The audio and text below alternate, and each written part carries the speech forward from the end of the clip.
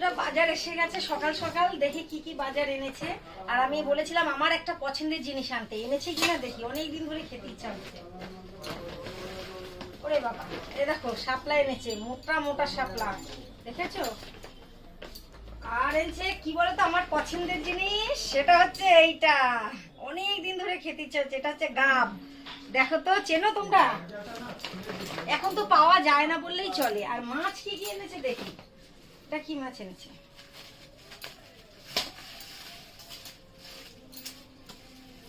এটা হচ্ছে শঙ্কর মাছ, দেখো এটা হচ্ছে শঙ্কর মাছ। আর এনেছে এটা আবার কি মাছ, ও শাপলা দিয়ে খাবে বলে চিংড়ি মাছ এনেছে অল্প কটা, শাপলা দিয়ে ভাজা হবে। আর এনেছে কি বলতো, এই যে থানকুনি পাতা, থানকুনি পাতা বাটা খাবে, রোজই খায় বলতে গেলে। তো এই হচ্ছে আমার বাজার, এটাই হবে রান্না আজকে।